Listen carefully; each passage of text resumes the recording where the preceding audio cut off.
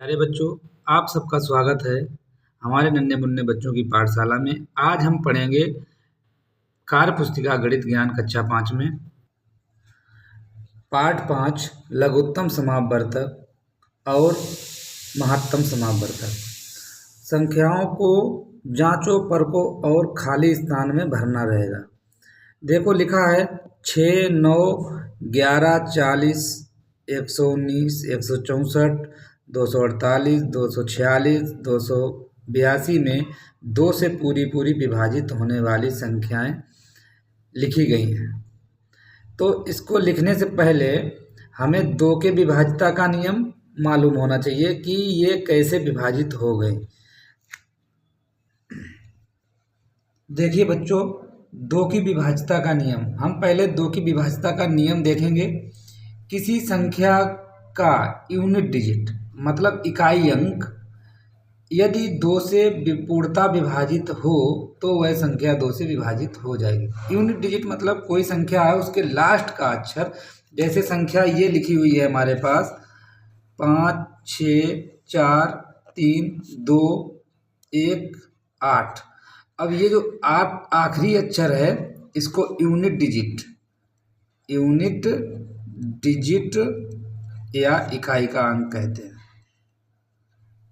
ये कहलाता है इकाई का अंक। अगर इस अंक में 2 का भाग ये चला जाता है, 2 का भाग, तो समझ लेना वो संख्या 2 से डिवाइड हो जाएगी। इसी तरह देखेंगे 3 है जो 2 से डिवाइड हो जाएगी, 9 नहीं है, 11 नहीं है, 40 2 से डिवाइड हो जाएगी, 119 नहीं, 164 है, ये भी हो जाएगी, ये भी हो जाएगी, ये भी हो जाएगी। 2 से विभाजित होने के लिए अगर कोई भी संख्या है उसके लास्ट में 0, लास्ट अक्षर, लास्ट अंक 0, 2, 4, 6, 8 अगर आता है तो वो संख्या हमेशा 2 से डिवाइड होगी। अगर 1, 3, 5, 7, 9 आता है तो वो संख्या 3 या 5 से डिवाइड होगी।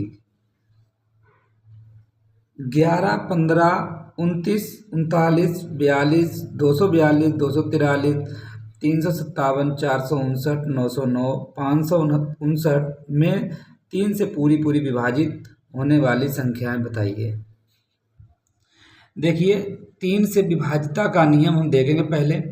किसी संख्या के अंकों का योग यदि 3 से विभाजित होता है तो वह संख्या 3 से विभाजित होगी। जैसे कोई संख्या एग्जाम्पल लिखा हमने 7, 2, 8, 4, 3, हमने इसके अंकों को जोड़ लिया 7 + 2 + 8 + 4 + 3 आया 24, और 24 आया, इनके भी अंकों को जोड़ लिया 2 + 4 = 6 / 3। तो 7 + 2 + 8 + 4 + 3 = 24। अब 24 आया, इनके भी अंकों को जोड़ लेंगे 2 + 4 = 6/3, तो 3 से पूरा डिवाइड हो रहा। तो ये होता है 3 की विभाज्यता का नियम। इसी तरह से देख लेंगे, इसमें 15 आ जाएगा, इसमें 39 आ जाएगा, 42 आ जाएगा, 343 आ जाएगा, 357 और 459, 909 संख्या आ जाएगी। आगे देखेंगे हम, ये है हमारे 4 की विभाज्यता का नियम। जो कोई संख्या है वो 4 से पूरी विभाजित कब होगी उसका भी एक नियम होता है, देखेंगे आगे। ये गलती से 343 लिख गया था, ये 243 है।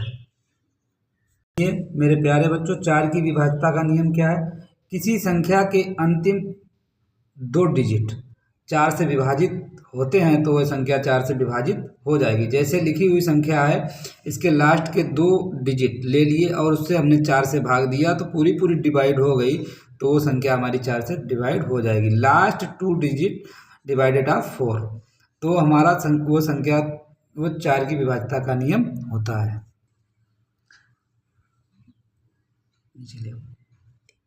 देखिए मेरे प्यारे बच्चों, इसमें 2 अंक हैं, 4 से डिवाइड करेंगे हो जाएगा, ये 4 से डिवाइड नहीं होगा।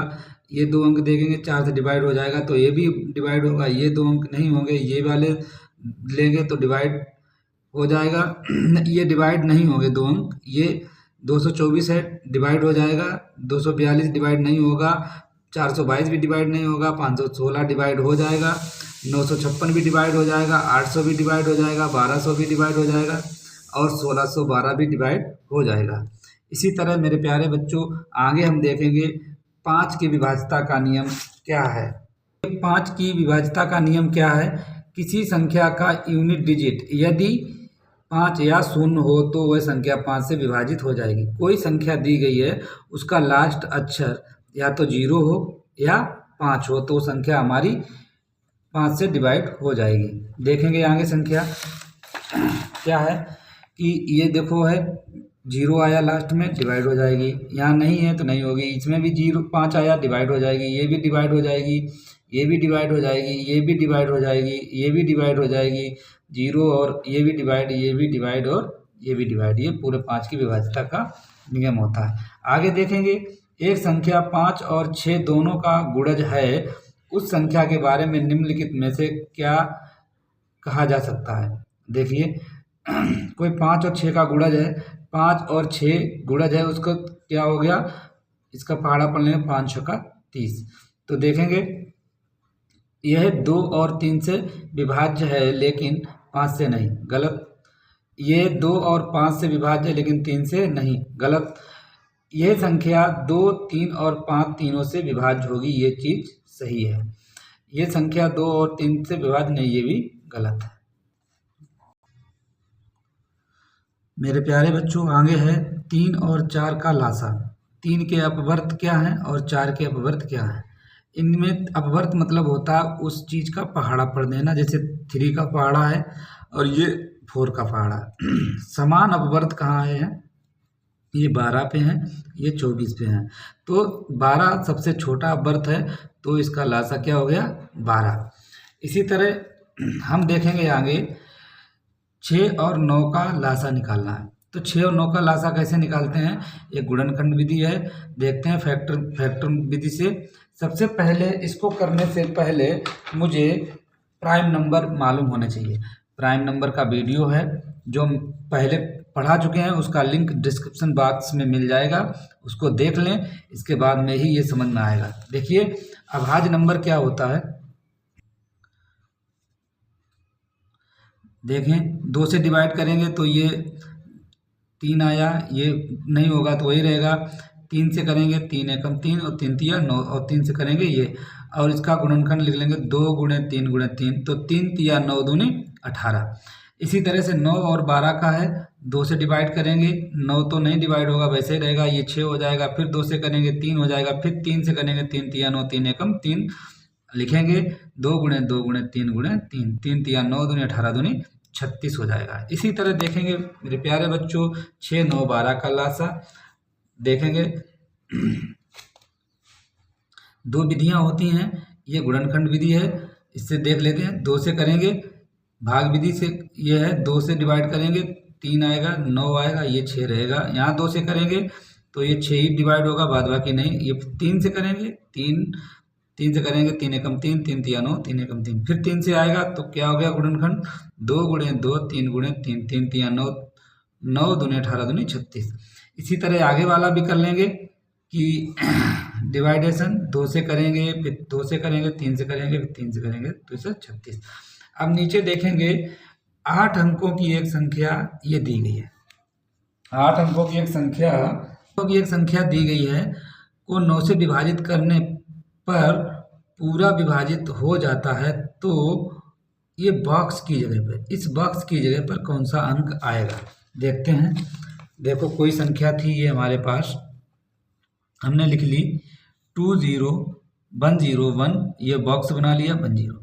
अब हम इसको 9 से डिवाइड करेंगे तो करेंगे 9 दूनी 18, इतना आ गया, फिर 9 दूनी 18, फिर 3 आ गया, फिर 3 से 9 तिया 27, फिर 1 उतारा लिया तो 9 तिया 27। अब 4 आया से 4 आने के बाद हम अपनी आँख कितना रखें जो हमें डिवाइड हो जाए, तो 4 को हम डिवाइड करने के लिए 9 का पहाड़ा पढ़ेंगे। 4 किस में आता है, 4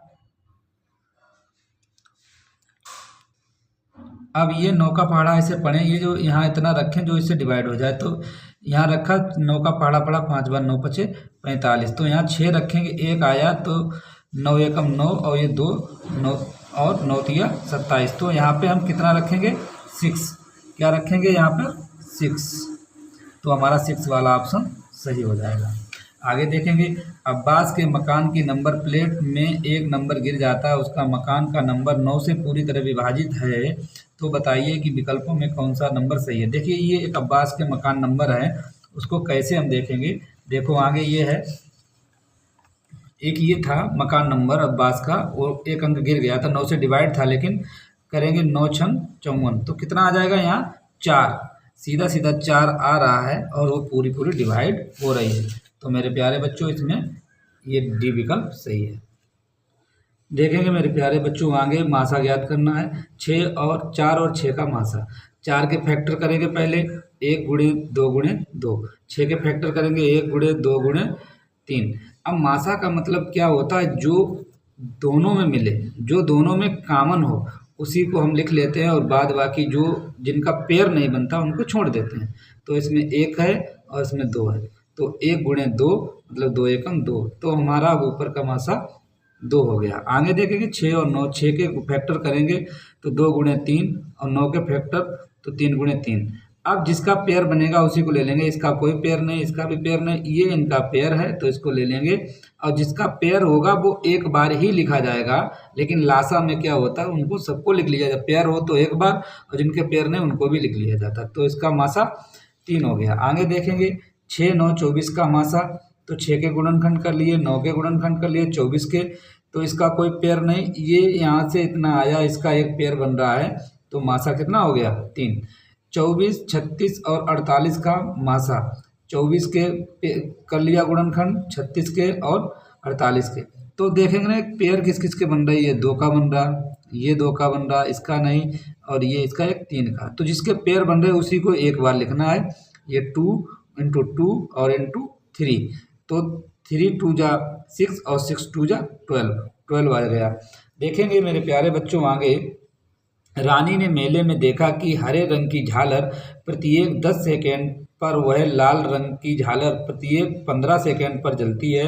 रानी सोच रही थी कि दोनों झालर कम से कम कितने सेकेंड बाद एक बार फिर जलेंगी। हल करने का कैसे करेंगे, हरे रंग की झालर जलेगी प्रत्येक 10 सेकेंड में, लाल रंग की झालर जलती है प्रत्येक 15 सेकेंड में, तो 10 का अभाज्य गुणनखंड 2 गुणे, मतलब 10 के गुणनखंड कर लेंगे और 15 के गुणनखंड कर लेंगे, और इसमें जो कॉमन मिल जो चीज़ें आएंगी इसका लासा ले लेंगे, सारी चीज़ें लिख लेंगे, जो कॉमन होगा उसको एक बार लिख लेंगे, तो 2 गुणे 3 गुणे 5 30, तो दोनों झालर जो है कम से कम 30 सेकेंड बाद पुनः एक साथ जलेंगी। इसी तरह आगे है, एक माली के पास कुछ फूल हैं, जब वह 25 अथवा 35 फूलों की माला बनाता है तो कोई फूल शेष नहीं बचता है, इसमें कम से कम कितने फूल हैं। देखिए 25 के गुणनखंड करेंगे 5 गुणे 5, 35 के गुणनखंड 5 गुणे 7। अब इसके हम जो पेयर बन रहा है, ये पेयर बन रहा है ना, इसको एक बार लिख लेंगे, और जिसके पेयर नहीं बन रहे उनको भी मतलब लासा ले लेंगे, 5 गुणे 5 गुणे 7, तो 7 पचे 35 और 35 पंचे 175, तो उस माली के पास कितने फूल थे, 175 फूल थे। मेरे प्यारे बच्चों, अगर मेरा वीडियो अच्छा लगा हो तो लाइक शेयर और सब्सक्राइब करें। धन्यवाद।